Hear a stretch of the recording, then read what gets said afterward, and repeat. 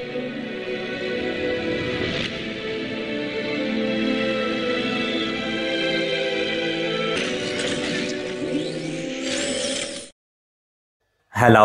And welcome friends, मैं हूं आकाश कोटनाला। आप देख रहे हैं yoga and Ayurveda science YouTube channel. दोस्तों, आज फिर से न्यू टॉपिक, न्यू लेक्चर लेकर के मैं आपके बीच उपस्थित हूं। आज हम यहां पर हठ प्रदीपिका ग्रंथ में वर्णित खेचरी मुद्रा के बारे में चर्चा करने वाले हैं। आपको बता दें, हठ प्रदीपिका ग्रंथ हो या फिर योग के अन्य सभी ग्रंथों से संबंधित आपको चैनल पर 650 प्लस लेक्चर्स दिए जा चुके हैं। आप इन्हें देख सकते हैं, कुछ नया सीख सकते हैं। हमने हठ प्रदीपिका ग्रंथ की सीरीज प्रारंभ की है, जिसके अंतर्गत अभी तक हम आपको 25 प्लस लेक्चर्स यहां पर दे चुके हैं। इसको आगे बढ़ाते हुए आज हम यहां पर खेचरी मुद्रा का संपूर्ण विधि, लाभ, सावधानियां यहां पर जानेंगे, ग्रंथ के अनुसार यहां पर समझने का प्रयास करेंगे। ये सब के बारे में हम प्रारंभ करें उससे पूर्व ग्रंथ का परिचय हम रिपीट करें तो जैसे कि आपने पूर्व में भी देखा, हठ प्रदीपिका हठ योग का एक मुख्य ग्रंथ माना जाता है। इसके प्रणेता स्वामी स्वात्माराम जी हैं। हठ प्रदीपिका यानी कि हठ योग के अनेकानेक ग्रंथों में से एक है। इस ग्रंथ के जो प्रवर्तक हैं वह हैं स्वामी स्वात्माराम जी। ये जो ग्रंथ है 4 अध्यायों में विभाजित है। तृतीय अध्याय में हमें मुद्रा और बंध के बारे में पढ़ने को मिलता है, जहां पर कि कुंडलिनी शक्ति के बारे में भी चर्चा की गई है। तो आपको ध्यानपूर्वक समझना है। अब हम यहाँ पर अपना जो मुख्य टॉपिक है यानी कि खेचरी मुद्रा को यहाँ पर जाने उससे पूर्व अगर हम खेचरी मुद्रा का नामकरण यहाँ पर देखें, इसे खेचरी मुद्रा क्यों कहा जाता है, तो आप देखेंगे खेचरी मुद्रा के अभ्यास के दौरान जिह्वा को आकाश में विचरण कराया जाता है, इसलिए इसे खेचरी मुद्रा कहा जाता है। खेचरी खम का तात्पर्य होता है आकाश, चर यानी कि विचरण करना। तो इस दौरान हम अपनी जिह्वा को, जब हम इसका अभ्यास करते हैं तो जिह्वा को हम आकाश में यानी कि शून्य में इसका विचरण कराया जाता है, इसलिए इसे खेचरी मुद्रा कहा जाता है। साथ ही आपको ध्यान रखना है कि हठ प्रदीपिका में जो खेचरी मुद्रा है इसे व्योम चक्र के नाम से भी जाना गया है। तो ये छोटे छोटे प्रश्न हैं जो कि आपको किसी भी एग्जाम में या फिर इंटरव्यू में पूछे जा सकते हैं, आपको ध्यानपूर्वक समझना है। अब यहाँ पर हम खेचरी का नामकरण यहाँ पर जान चुके हैं। विधि यहाँ पर हम देखें ग्रंथ के अनुसार, तो यहां पर विधि हम यहां पर एक श्लोक यहां पर दिया गया है, आप देखिएगा। छेदन चालन दोहे कलाम क्रमेण वर्धये तावत सा यावद भूमध्यम स्पृशति तदा खेचरी सिद्धि। ध्यान दीजिएगा, जिस प्रकार से खेचरी मुद्रा की विधि हठ प्रदीपिका में बताई गई है उसी प्रकार से घेरण संहिता में भी दर्शाया गया। यहां पर आगे यहां पर हिंदी अर्थ आप देखेंगे तो किस प्रकार से इसका अभ्यास किया जाता है, तो 3 क्रियाएं यहां पर अपनाई जाती है। क्या क्या? 1 काटन, चालन और दोहन। ध्यान दीजिएगा, जब हम खेचरी मुद्रा का अभ्यास करते हैं तो उस दौरान हमें 3 चीजों का अभ्यास करना होता है। एक काटने की प्रक्रिया यहां पर होती है, एक चालन की प्रक्रिया यहां पर होती है और एक दोहन की प्रक्रिया होती है। ये सब का अभ्यास हमें जिह्वा के ऊपर करना होता है। कहा कि इन तीनों क्रियाओं के द्वारा जीभ को तब तक बढ़ाना चाहिए जब तक वह भ्रूमध्य को स्पर्श न कर लें। ध्यान दीजिएगा, जब हम घेरण संहिता में खेचरी मुद्रा पढ़ते हैं तो वहां पर महर्षि घेरण ने खेचरी मुद्रा का अभ्यास करने से पूर्व कहा कि नभो मुद्रा का अभ्यास करना चाहिए। नभो मुद्रा जिसकी सिद्ध हो जाती है उसी को खेचरी मुद्रा का अभ्यास करना है, घेरण संहिता में बताया गया। जबकि हठ प्रदीपिका में इस प्रकार से नहीं कहा गया। हठ प्रदीपिका में जब डायरेक्ट यहाँ पर खेचरी का अभ्यास बताया गया तो कहा कि जब हम खेचरी का अभ्यास करते हैं तो इस दौरान हमें जिह्वा को काटना भी होता है, इसका चालन भी किया जाता है और इसका दोहन भी किया जाता है। दोहन अर्थात जिस प्रकार से हम गाय को दोहते हैं उसी प्रकार से जिह्वा का दोहन किया जाता है। तो इस प्रकार से आपको यहाँ पर इन तीनों को यहाँ पर समझना है। अब यहाँ पर हम इसका अभ्यास किस प्रकार से करना है, तो यहां पर आप इमेज के माध्यम से देख सकते हैं। ये जो जिह्वा है हमारी, इस जिह्वा को हमें मोड़ते हुए, क्योंकि जब हम इन 3 चीजों का अभ्यास करते हैं तो इससे हमारी जिह्वा लंबी होती है, जिसके माध्यम से जो व्योम चक्र है उस व्योम चक्र तक जिह्वा को हम ले जा पाते हैं। ध्यान दीजिएगा, मैं यहाँ पर ग्रंथ के अनुसार यहां पर बता रहा हूं। ये सामान्य व्यक्तियों की क्रियाएं नहीं हैं। सामान्य व्यक्ति इसका अभ्यास नहीं कर सकते और नहीं करना चाहिए। ये एक हठयोगी क्रिया है। जो हठयोग साधना करते हैं वो इसका अभ्यास करते हैं। तो यहां पर इमेज आपने यहां पर देखी। अब यहां पर किस प्रकार से करना है, तो इसके लिए यहां पर तीसरे अध्याय के 33 नंबर के श्लोक में यहां पर कहा गया, स्नोही पत्र निभम शस्त्रम सुतीक्ष्णम स्निग्ध निर्मलम समादाय ततस्तेन रोम मात्रम समुच्छिनेत। देखो, हो सकता है कि लेक्चर लंबा हो जाए, लेकिन आपको एग्जाम की दृष्टि से पूरा का पूरा टॉपिक मैं आपको यहां पर देने वाला हूं।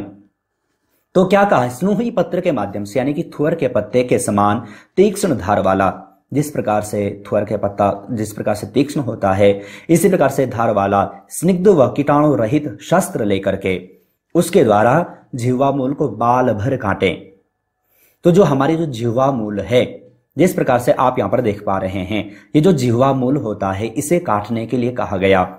किसके माध्यम से, यहां पर कहा कि थुअर के पत्ते के समान जो तीक्ष्ण जो धार वाला जो शस्त्र हो, और वह कैसा होना चाहिए, कीटाणु रहित होना चाहिए, स्निग्ध होना चाहिए।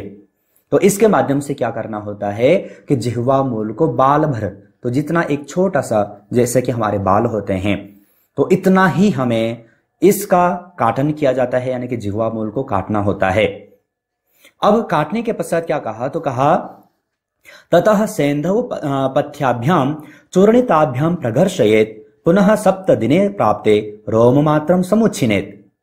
आगे कहते हैं कि इसके बाद सेंधा नमक तथा हरड़े के चूर्ण से जिह्वा का घर्षण करे। तत्पश्चात क्या कहा कि सेंधा नमक का प्रयोग करना है और हरड़े का चूर्ण का प्रयोग करते हुए हमें क्या करना है कि जिह्वा का घर्षण करना है। तत्पश्चात कहा 7 दिन के बाद पुनः बाल भर काटें। तो जो ये अभ्यास करना है, यानी कि जो थुअर के पत्ते के समान जो शस्त्र के माध्यम से कहा कि जिह्वा मूल को काटना होता है, तो यह सप्ताह में 1 दिन के ही बात कही है, सप्ताह में 1 दिन ही इसका अभ्यास करना है। तत्पश्चात ये जिस प्रकार से कहा कि सेंधा नमक और हरड़े के चूर्ण के माध्यम से क्या करना है, जिह्वा का घर्षण करना है, जहां पर हमने काटा है वहां पर घर्षण करना है। तो इस प्रकार से यहां पर दर्शाया गया।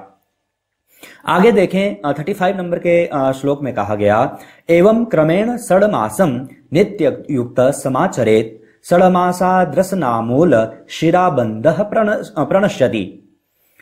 स्वामी स्वात्माराम जी कह रहे हैं कि इसी क्रम से 6 मास तक उक्त विधि से प्रतिदिन अभ्यास करें, यानी कि इस अभ्यास को हमें इस प्रकार से 6 मास तक इसका अभ्यास करना है। 6 मास करने से क्या होता है कि जो जिह्वा मूल है इसका शिराबंध हट जाता है। तो शिराबंध हटने से क्या होता है कि हमारी जो जिह्वा है यह लंबी हो जाती है, और जिह्वा लंबी होने के कारण हम अपनी जो जिह्वा है इसके माध्यम से अमृत का पान कर पाते हैं, जिसका वर्णन आपको उपनिषदों में भी पढ़ने को मिलता है। उपनिषदों के टॉपिक भी आपको वेबसाइट आदि में दिए गए हैं। तो इस प्रकार से खेचरी की विधि यहां पर दर्शाई गई। आगे अगर जो हम खेचरी के लाभ के बारे में चर्चा करें कि यानी कि इस प्रकार की जो प्रक्रियाएं जो बताई गई हैं, अगर कोई व्यक्ति इसका अभ्यास करता है तो उन्हें क्या क्या लाभ प्राप्त होते हैं ग्रंथ के अनुसार, वो हम यहाँ पर देखेंगे। मैं आपको पहले ही बता दूं कि ये सामान्य व्यक्ति की चीजें नहीं हैं। ऐसा नहीं कि आपने वीडियो देखा, आपने सुना, पढ़ा और इसका अभ्यास प्रारंभ कर दिया, ऐसा नहीं है। यह जो अभ्यास है, यह जो हठयोगिक साधक हैं उनके लिए है। कुछ सावधानियां भी हैं जिन्हें आप आगे देखेंगे। तो लाभ किस प्रकार से ग्रंथ के अनुसार यहां पर दर्शाया गया, तो 37 नंबर के श्लोक में यहां पर कहा, रसना मूर्ध्वगाम कृत्वा स्नार्धमपि तिष्ठति विषेर विमुच्यते योगी व्याधि मृत्यु जराधिभी। कह रहे हैं कि जो आधे यानी कि क्षण मात्र जीव को ऊपर लगाकर रखता है, तो ऊपर लगाकर किस प्रकार से रखना है वो हम पहले ही पिक्चर के माध्यम से देख चुके हैं। तो वह क्या होता है कि वह साधक विष, रोग, अकाल मृत्यु व बुढ़ापा आदि से मुक्त हो जाता है। इसका आप स्वयं भी अभ्यास करें, यानी कि जो सिर्फ जिह्वा है इसे हम अपना जो ऊपर जो कैविटी है ब्रह्मरंध्र, इसमें ले जाने का प्रयास करें। तो आप देखेंगे कुछ समय पश्चात हमें जिह्वा में मीठा मीठापन भी हमें देखने को मिलता है, अगर जो आप इसका नित्य अभ्यास करते हैं। मैं आपको जिह्वा काटने के लिए नहीं कह रहा हूं, लेकिन एक सामान्य प्रैक्टिकल भी हम इसका अभ्यास कर सकते हैं। तो कहा कि जो साधक है, जो हठयोगिक साधक है, वो जो इस प्रकार से अभ्यास करते हुए अपनी जो जिह्वा है इसे ऊपर की ओर लगाए रखता है, तो वह साधक क्या होता है कि वह विष या फिर रोग या फिर अकाल मृत्यु या फिर बुढ़ापा आदि से मुक्त हो जाता है। अर्थात उनको ये सब चीजें सामान्य तरीके से जिन सामान्य व्यक्तियों को जो घेरते हैं उस प्रकार से उस व्यक्ति पर इन सब का प्रभाव नहीं पड़ता। ये सब आपने पहले भी देखा होगा। मैंने आपको गहरण संहिता के लेक्चर में भी खेचरी मुद्रा को जब समझाया था तो वहां पर मैंने आपको इस टॉपिक को अच्छे ढंग से भी बताया था और यहां पर भी आप देख पा रहे हैं। आगे यहां पर कहा न रोगो मरणम तंद्रा न निद्रा न क्षुधा तृषा न च मूर्छा भवेत् तस्य यो मुद्राम वेति खेचरीम। कह रहे हैं कि जो खेचरी मुद्रा को सिद्ध कर लेता है उसे न रोग न मरण न तंद्रा न निद्रा न भूख न प्यास तथा मूर्छा आदि भी उसे नहीं सताती।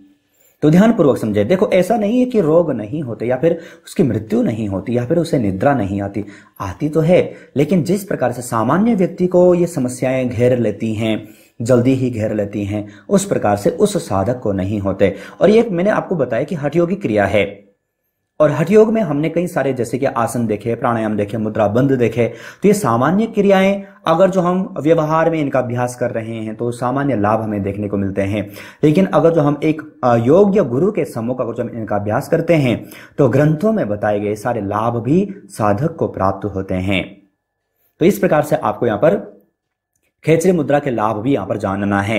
अब कौन कौन व्यक्ति इनका अभ्यास कर सकते हैं या फिर कैसे इसका अभ्यास करना है, तो उसके लिए कुछ सावधानियां भी हैं जो कि आप यहां पर देखेंगे। तो कहा कि जिह्वा व्रण हो या मुंह का अन्य कोई सामान्य रोग हो, उस दौरान यह अभ्यास नहीं करना है। लेकिन एक और इंपॉर्टेंट चीज कि इसका अभ्यास आपको या फिर किसी भी साधक को गुरु के सम्मुख ही करना है। मैं आपको फिर से कह दूं कि ये जो टॉपिक है आज का, जो ये खेचरी मुद्रा का जो अभ्यास है, ये अभ्यास आपको करना नहीं है, ये सिर्फ आपको एग्जाम की दृष्टि से आपको तैयार करना है। हाँ, अगर जो आपको योग्य गुरु मिल जाते हैं जिनकी खेचरी सिद्ध है, अगर जो वो उनकी निगरानी में अगर जो आप इसका अभ्यास करना चाहें तो फिर इसका अभ्यास कर सकते हैं। तो इस प्रकार से ध्यान दीजिएगा। कहीं पर भी इंटरव्यू में आपसे पूछा जा सकता है, पूरा टॉपिक मैंने आपको यहाँ पर क्लियर कराया, या फिर एग्जाम में अगर जो आपसे पूछा जाता है तो वो सब आपको ध्यान रखना है। इसे हठ प्रदीपिका में और अच्छे ढंग से भी यहाँ पर समझाया गया है, और भी टॉपिक और भी कई सारे श्लोक यहाँ पर दिए गए हैं, लेकिन जितना आपके लिए सफिशिएंट है वो मैंने आपको यहाँ पर दे दिया। इतना अगर जो आप तैयार कर लेते हैं तो आपका टॉपिक अच्छे ढंग से क्लियर हो जाएगा। आप सभी जानते हैं लेक्चर के अंत में कुछ प्रश्न मैं आपको देता हूं, अगर आप चाहें तो इनका सही आंसर वीडियो के कमेंट बॉक्स में भेज सकते हैं। प्रथम प्रश्न आपको दिया गया है, निम्नलिखित में से खेचरी मुद्रा किस मुद्रा के समान है? नभो मुद्रा, महामुद्रा, उपरोक्त दोनों, कोई नहीं। तो मैंने अभी बीच में एक मुद्रा का वर्णन किया, आपने अगर जो लेक्चर को ध्यानपूर्वक देखा होगा तो आप सही आंसर छांट करके वीडियो के कमेंट बॉक्स में भेज पाएंगे। दूसरे प्रश्न की ओर चले। निम्नलिखित में से गहरण संहिता में मुद्राओं की संख्या है 10, 15, 20, 25। तो गहरण संहिता के अनुसार मुद्राओं की कितनी संख्या है? आप सही आंसर छांट करके वीडियो के कमेंट बॉक्स में भेजिएगा। तीसरे प्रश्न की ओर चलें। निम्नलिखित में से खेचरी मुद्रा के नित्य अभ्यास से सिद्ध होते हैं निद्रा, मूर्छा, भूख, प्यास, ये सभी। तो सही आंसर क्या है ग्रंथ के अनुसार हमने यहां पर जाना, आप छांट करके वीडियो के कमेंट बॉक्स में भेजिएगा। साथ ही आपको बता दें जो प्रश्न आप यहां पर देख रहे हैं, इसी प्रकार से प्रश्नोत्तरी सीरीज की चैनल की ओर से 3 ई बुक पब्लिश की जा चुकी हैं। आप तीनों में से किसी को भी डाउनलोड परचेस करने के लिए वीडियो का कमेंट बॉक्स, वीडियो का डिस्क्रिप्शन बॉक्स चेक कर सकते हैं। इसके अलावा आप सभी को बता दें कि चैनल की ओर से योग स्टोर पर कई सारे टूल्स भी आपको दिए गए हैं जिन्हें आप घर बैठे ही मंगवा सकते हैं। इन सब का लिंक आपको वीडियो के कमेंट बॉक्स में, वीडियो के डिस्क्रिप्शन बॉक्स में मिल जाएगा। नेक्स्ट, चौथे प्रश्न की ओर चलें। निम्नलिखित में से नभो मुद्रा का संबंध किस चक्र से है? आज्ञा चक्र, स्वादिष्ठान चक्र, विशुद्धि चक्र, कोई नहीं। तो हमारा जो ये क्षेत्र है, जब हम खेचरी मुद्रा का या फिर नभो मुद्रा का अभ्यास करते हैं तो इस क्षेत्र में कौन सा चक्र है, अगर आप जानते होंगे तो इसका सही आंसर भेज पाएंगे। जो षट चक्र हैं, सप्त चक्र हैं, इनका लेक्चर भी मैंने आपको चैनल पर दिया है और आगे आने वाले अन्य लेक्चर्स में मैं आपको इसे और डिटेल करके देने वाला हूं। तो आज हमने यहाँ पर हठ प्रदीपिका ग्रंथ में वर्णित खेचरी मुद्रा के बारे में जाना। आशा है ये लेक्चर आपके लिए यूजफुल रहा हो। अगर यूजफुल था तो वीडियो को लाइक जरूर कीजिएगा। आप चैनल पर ज्वाइन बटन पर क्लिक करके चैनल के 3 प्लान में से कोई भी प्लान ले सकते हैं, चैनल से और अधिक जुड़ सकते हैं। इसी प्रकार से अन्य टॉपिक, अन्य लेक्चर के साथ आप सभी से फिर से मुलाकात होगी, लेकिन तब तक आप अपना और अपनी फैमिली का बहुत ख्याल रखिएगा। बाय।